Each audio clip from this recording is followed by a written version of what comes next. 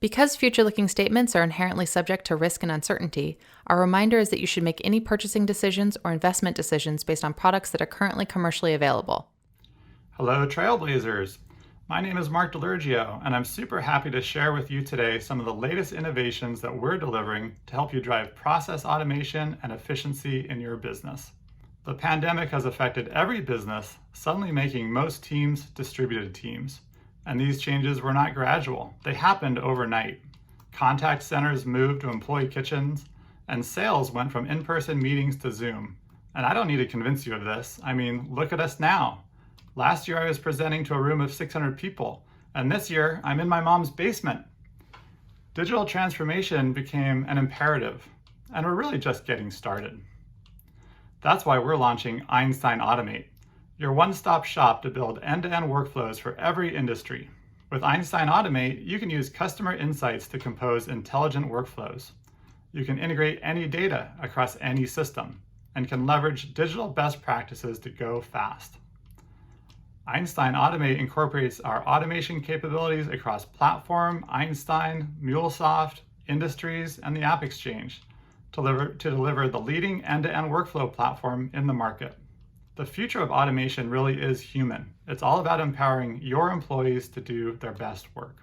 Now we'll be focusing on the Compose Intelligent Workflows capabilities in this session, and also show you how you can automate fast with some innovations from the Flow community. If you're looking to integrate across systems, we have another automation and integration session on the developer track. Back to our session, we'll be covering our brand new Flow Orchestrator, and then dive into how you can build intelligence into your workflows with Einstein Next Best Action and Salesforce Flow. Now I'm really excited about this new Flow Orchestrator product that we're building. Flow Orchestrator unifies business processes across your organization, across multiple individuals and roles. For complex process types like quote approvals that can span sales, finance, and professional services. It increases productivity with intelligent work queues to ensure that your team is working on the highest priority tasks.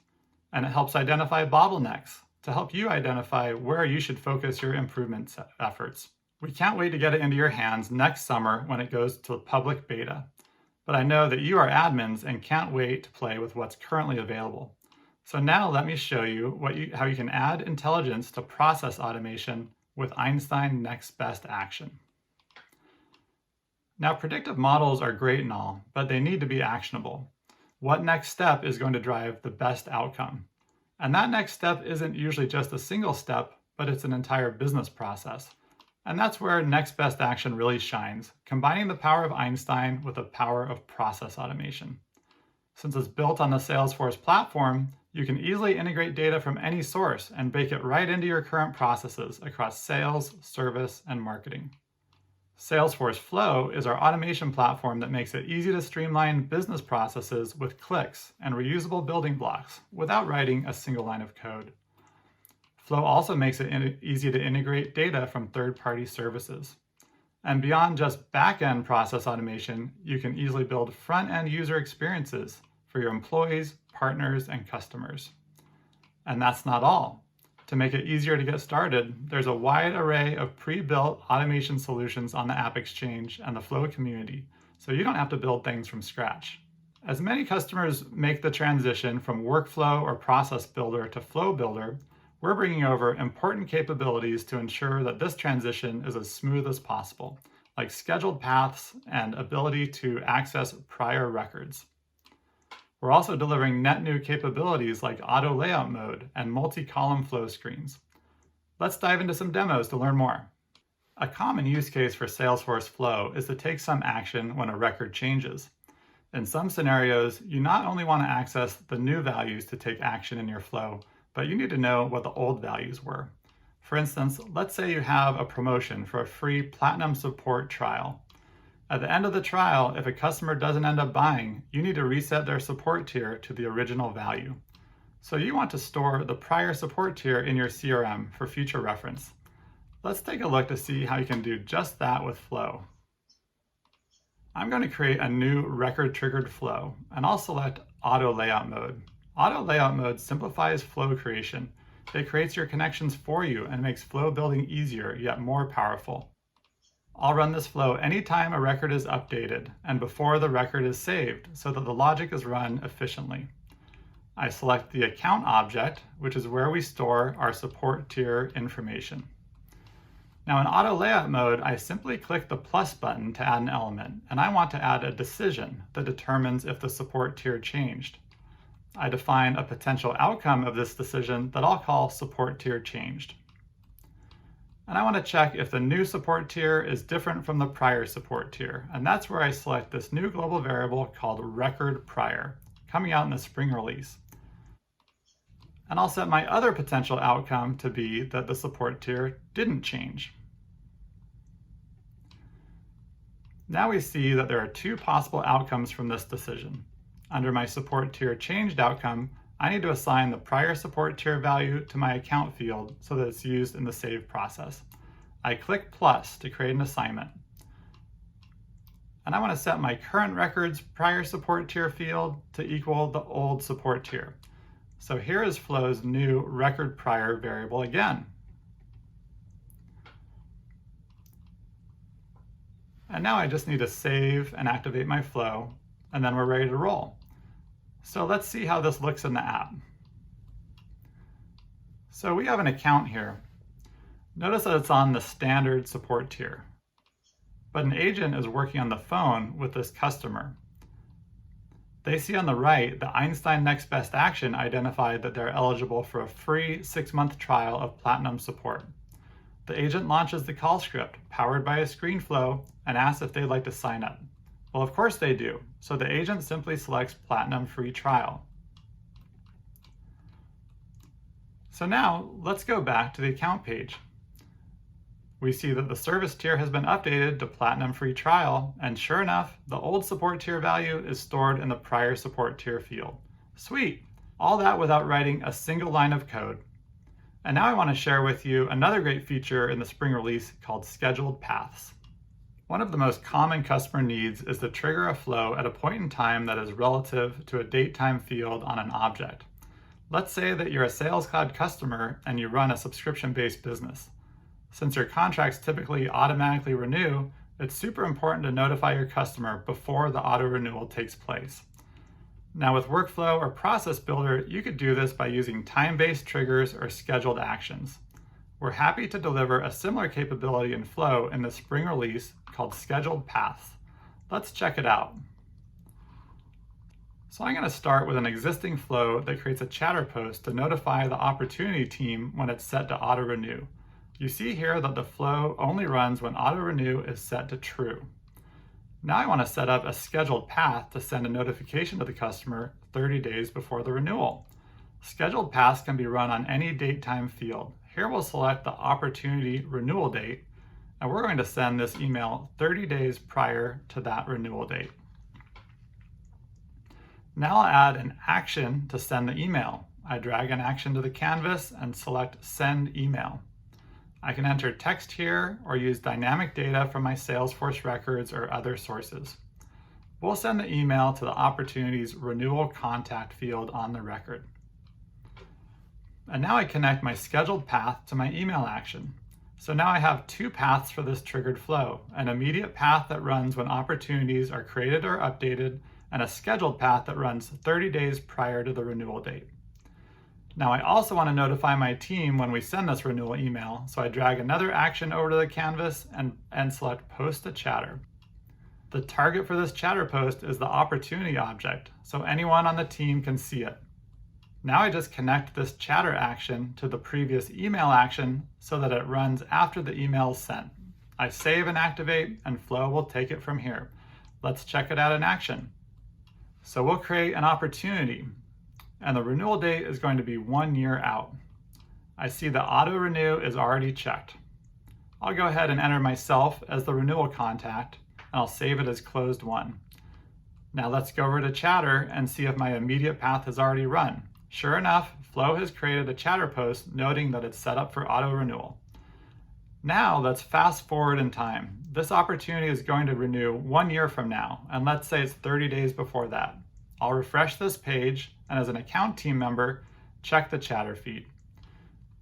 Sure enough, auto renewal email has been sent. And now I'll switch hats to be the customer and check my email. And here you go. I've received the auto renewal email. Pretty cool, huh? I've just gone through 2 examples of how Flow can automate your processes in a matter of minutes, all at the click of a mouse. Now, I mentioned that Flow isn't just for back-end automation. You can easily create front-end processes also. But the Flow community has been wanting more flexibility with their layouts, and I'm happy to share with you some great new capabilities currently in pilot with multi-column Flow screens. With the ease of drag and drop, you can add sections to the canvas, add columns, then mix and match different sections and components on a Flow screen to lay out your fields just how you want.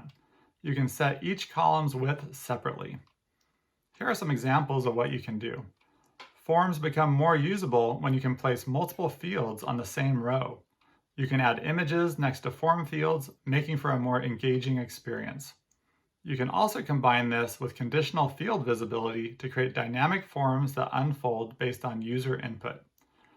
Because this is built on the Lightning design system, Flow columns follow the same responsiveness rules as the rest of Lightning Experience, all without writing a line of code.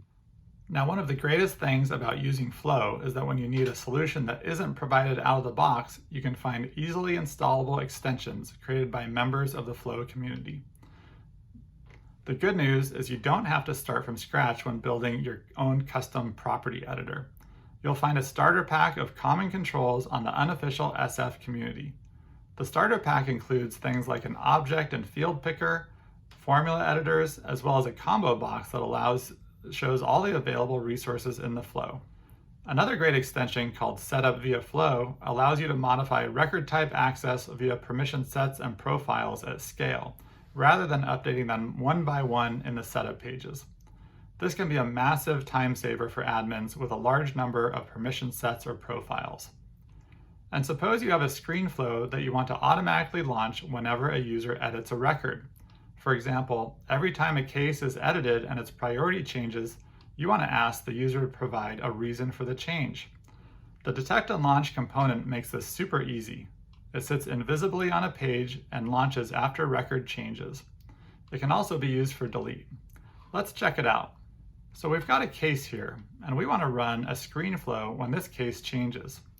Now, if this was a back-end automation flow, it would be super easy with a record update flow. But what if you want a screen to pop up? So I've got this record page set up to launch a screen flow when I edit the record. So here I'm going to change the priority to high.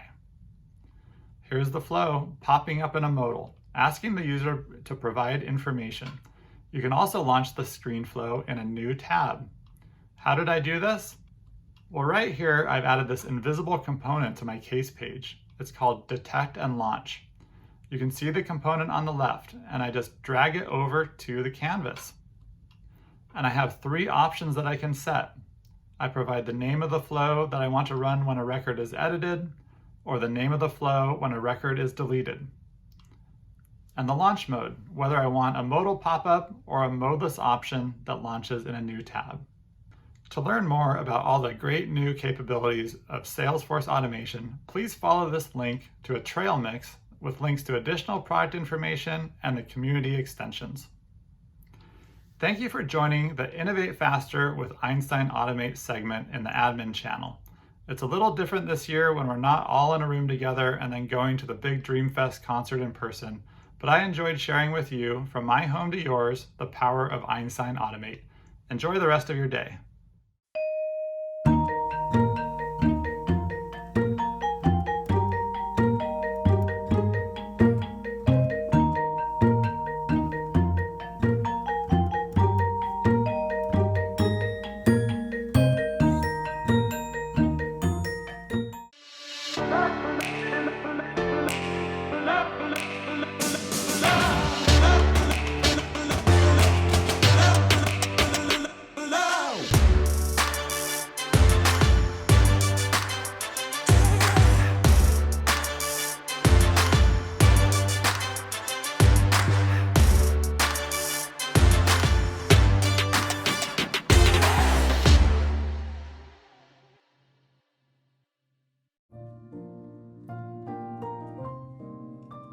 Did you know that an ally is someone who doesn't identify as an underrepresented group, but seeks to understand the challenges that they face.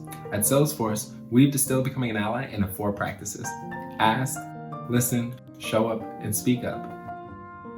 Skilling up on equality makes our community stronger. Learn more on Trailhead and earn your Equality Allies Strategy Badge.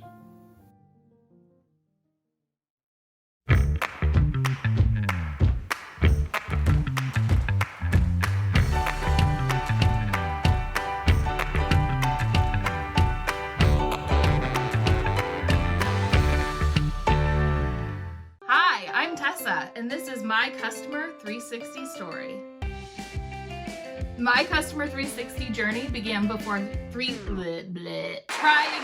My Customer 360 journey began before 360 was even a thing. We moved our service delivery process into Salesforce via custom objects end to end, and it really did give us that 360 of our customer. Who were we prospecting? Who were we selling? But also, what products and services were we delivering to our clients? When were they getting delivered? And what was the feedback around those services? We use Salesforce Customer 360 to combine information from multiple places to create a single source of truth. So I have 371 users. My audience is my entire organization. I have customer success managers, I have salespeople. I use it as an admin. That's how I manage all my change requests and document my work. All of the teams are using it, and as other departments see what they're achieving, they want to join in the fun too.